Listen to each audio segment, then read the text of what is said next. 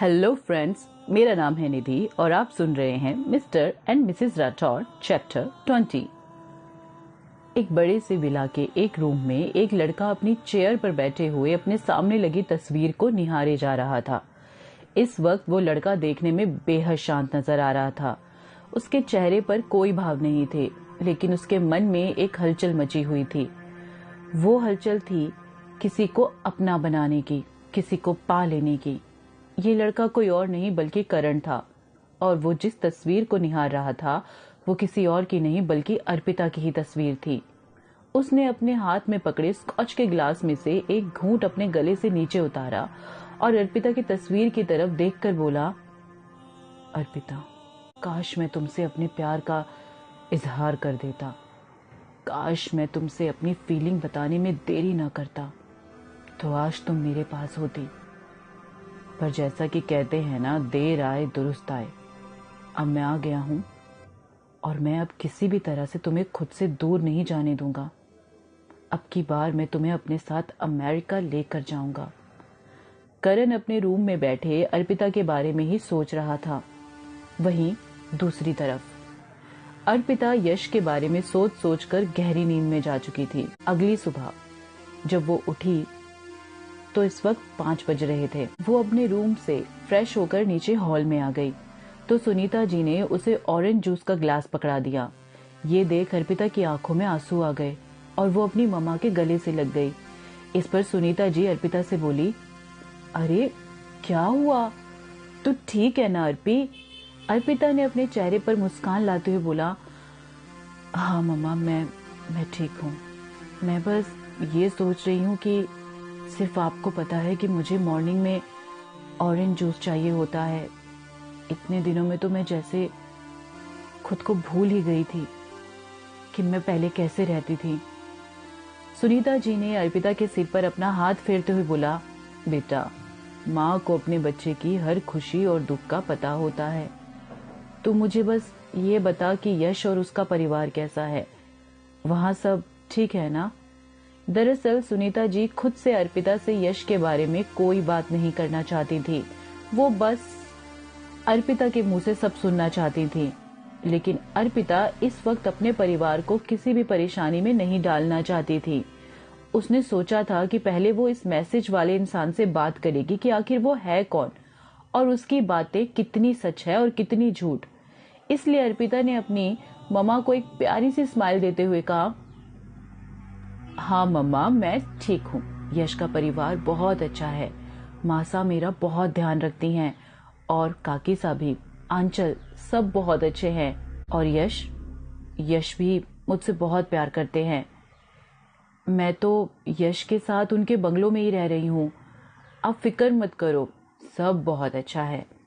अपनी बेटी के मुंह से ये सब सुन सुनीता जी ने थोड़ी राहत की सांस ली और अपने मन ही मन में बोली, लगता है शुरू में कोई प्रॉब्लम हो गई होगी यश और अर्पिता में, लेकिन जिस तरह से अर्पिता बता रही है तो सब ठीक ही लग रहा है।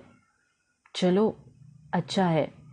इतने में प्रीशा भी उनके पास आ गई और अर्पिता को एक टाइट हग करते हुए बोली, गुड मॉर्निंग मेरी जान, हो गई तेरी नींद पूरी? अर्पिता ने प्रीशा की तरफ देखकर बोला, नींद पूरी मतलब? प्रीशा ने उसे जवाब देते हुए बोला, मतलब मेम साहब, जब मैं आपके रूम में आई शाम को तब आप घोड़े बेचकर सो रही थी। लगता है जीजू नींद पूरी नहीं होने देते। इस पर नीलम जी ने प्रीशा के सर पर हल्के से मारते हुए बोला, चुप बेशरम कहीं की, देखती भी नहीं है किसके सामने क्या बोल रही है। इस पर प्रीशा ने अपने सिर को सहलाते हुए अपनी मम्मी नीलम जी की तरफ देखते हुए बोला, क्या मम्मा, क्या गलत बोला? अब शादी हुई है तो नींद तो अधूरी रहेगी ना? प्रीशा की बात सुनकर अर्पिता के गाल शर्म से लाल हो गए। वहीं नीलम और सुनीता जी प्रीशा को अपनी आंखें बड़ी करके देखने लगी। तभी अमर सिंह जी वहां आ गए। अर्पिता की नजर जब अपने पापा पर गई तो वो अपनी नजरें नीचे किए अपने पापा के सामने जाकर खड़ी हो गई और उन्हें गले से लगा लिया। अमर सिंह जी की भी आंखों में आंसू आ गए और उन्होंने अर्पिता को मजबूती से पकड़ लिया और बोले, मुझे माफ कर दे बेटा। इस पर अर्पिता ने अपने पापा की आंखों से आंसू साफ करते हुए बोला, नो पापा, I am sorry. Sunita ji ने आगे आकर अर्पिता के सिर पर हाथ फेरते हुए बोला, बस करो तुम दोनों, अब चलो खाना खा लो। इस पर अमर सिंह ने अर्पिता को खुद से अलग किया और उसे अपने साथ डाइनिंग टेबल की ओर ले गए और फिर सभी ने नाश्ता किया। अर्पिता को आज अपना प्रोविजन सर्टिफिकेट लेने अपने कॉलेज जाना था, क्योंकि डिग्री आने में अभी समय था। इसलिए वो और प्रीशा दोनों ही रेडी होकर नीचे आ गईं। लेकिन उन दोनों ने जब अपने कपड़ों की तरफ देखा तो उनको देखकर सभी हंसने लगे, क्योंकि दोनों ने इस वक्त same to same green colour के कलीदार सूट पहने हुए थे, जिन्हें वो अर्पिता की शादी से पहले मॉल से लाई थी। उन दोनों में फर्क सिर्फ और सिर्फ उनके बालों की वजह से था। जहां अर्पिता के बाल कमर तक लंबे थे, वहीं प्रीशा के हेयर सिर्फ उसके कंधों तक ही आते थे। दोनों ने एक साथ में एक सेल्फी ली और दोनों कॉलेज के लिए अपनी कार लेकर निकल गईं। अर्पिता ने प्रीशा से बोला, प्रीशा, मुझे तुझसे कुछ इम्पोर्टेंट बात करनी है, यश के बारे में। यश का नाम सुनते ही प्रीशा ने कार की ब्रेक लगा दी और अर्पिता की तरफ देखकर बोली, क्या हुआ है अर्पी, क्या किया यश ने तेरे साथ?